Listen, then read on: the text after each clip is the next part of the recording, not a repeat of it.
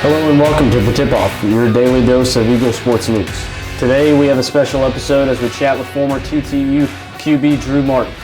Prior to coming to Tech, Drew attended Battleground Academy, where he broke the school's season and career records for passing yardage and touchdowns.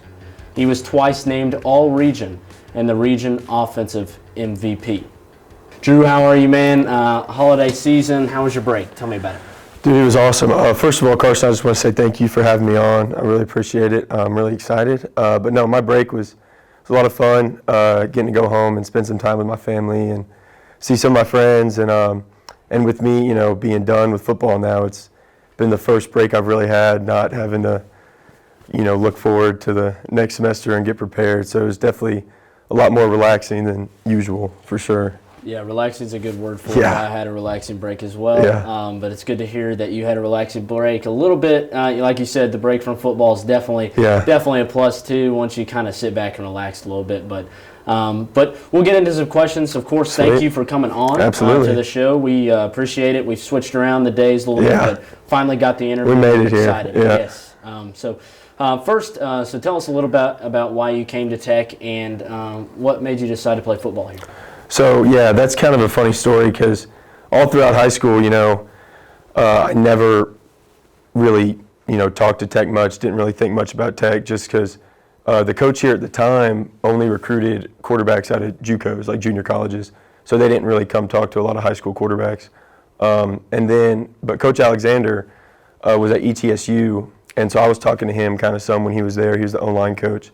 And then when he ended up getting the job at Tech, like January of my senior year, we ended up connecting, and they ended up offering me, and I came, visited, absolutely loved it, and so I ended up here, and it really worked out because I did grow up around Tech football a little bit. My dad actually played here back in the 80s, late 80s. Wow, awesome. And was actually a teammate of Coach A's for a couple years back in the day, so that kind of helped build that relationship and ended up kind of helping get me here. So grew up in the Tech football family and played there, so it definitely was fun to see, I guess, especially since your dad watched you play. Yeah. He absolutely loved me coming here and being able to watch me over the last 4 years. Right. That's awesome, man. It's good to hear about that. It's you see a lot of players come in and try to go, especially where a family ties to, high school way and then college way. But that's awesome that you had a really strong connection with football before you came. So. So another question I have for you, and we'll have multiple questions. But what was the biggest challenge you would say going into this year's football season for the Tech football team? So us, just like every other football team in the FCS. Definitely one of the biggest challenges was the quick turnover because last year due to COVID we ended up playing our season in the spring. So in a normal year where we'd play in the fall, get done in November, and then have all spring, all summer to rest and then start preparing. We didn't quite get that because we played 6 or 7 games in the spring and then had to turn right around, got like a month off, and then came back in the summer and started working for the next season. So that was definitely one of the biggest challenges. And then also something big that we specifically were facing was the loss of our quarterback at the time, Bailey Fisher, who was one of my great friends. Love him. He was a really good player, and he ended up transferring out after our junior year. And so that was definitely a big challenge for us, having to fill that role for sure. Yeah, COVID affected a lot of things in certain ways. I know football was one of them for Division I sports in general, and it shook things up for sure. So, absolutely. And that brings me into the next question. Injuries-wise was kind of big for you guys this year. Absolutely. A lot of injuries in the Tech football team, but especially the QB room. How did the rotation affect this year? What was kind of your mindset and when you realized that the injuries were kind of affecting the QB room? Yeah, and so before even, I talk about the quarterback position specifically, just injuries in general really killed us this year. Starting off the year, Ty Carter gets hurt, plays nickel for us, great player. He's from Spring Hill, went to Summit High School. We're from the same place. I've known Ty a long time. One of the leaders of our defense gets hurt very beginning of the season, and so it was tough having to fill that spot. And then also Jai Gilmore and Cam Hudson, both our starting corners, get hurt throughout the year. Tanner Shiver, one of our better young receivers, gets hurt first game. Metrius ends up getting hurt throughout the year. So it really Kurt Huff, like the anchor of our offensive line, probably one of the few fifth, sixth-year seniors we had was hurt for a few games there. So it was tough, having to replace all those guys. But with injuries, you definitely have your cons, but you also have your pros. Getting some young guys in there who haven't played and don't have a lot of experience to get in there and show what they can do and gain that experience. And so we definitely had a lot of young guys step up and fill those positions.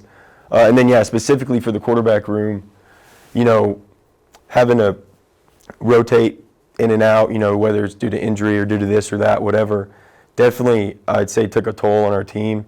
One, for us quarterbacks specifically, not knowing going into each week for a while, who's going to start, who's going to get the reps, definitely makes it harder on us to kind of, be able to lead and get the team rallied around us and this and that.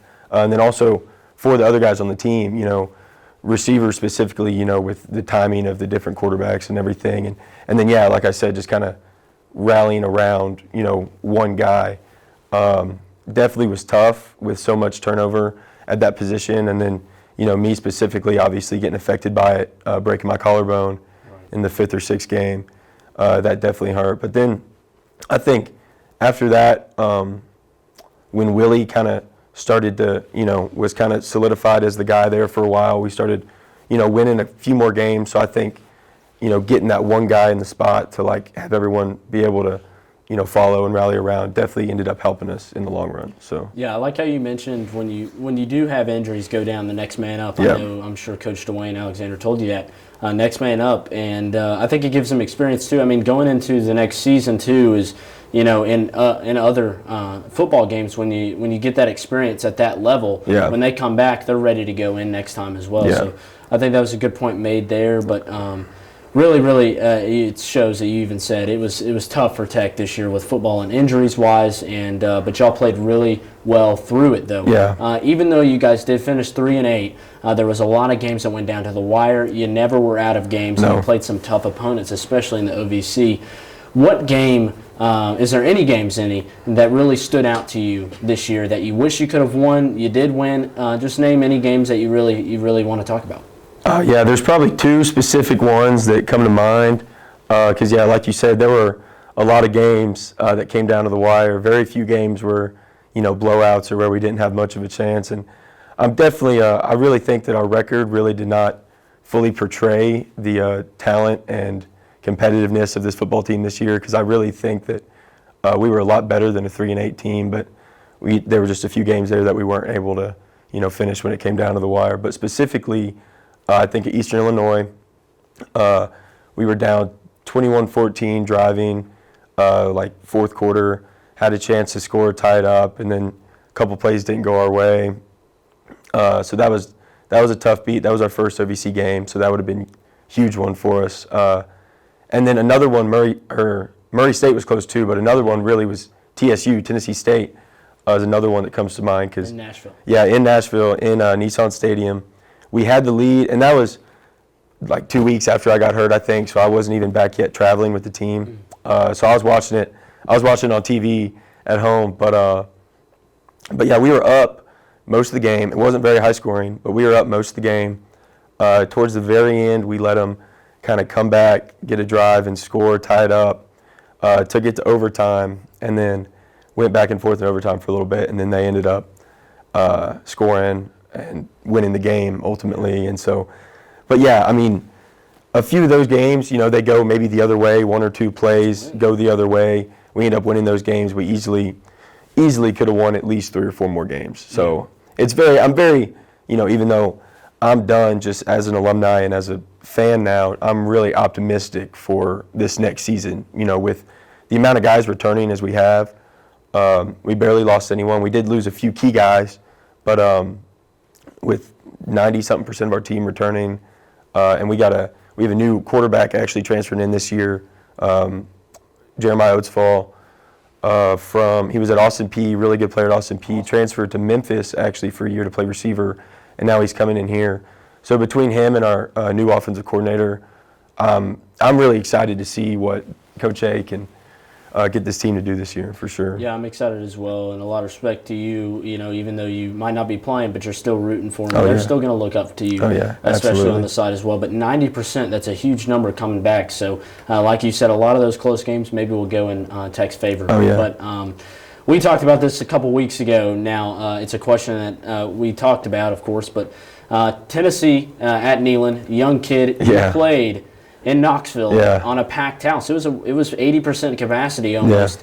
In Neyland in Knoxville. Tell me about it.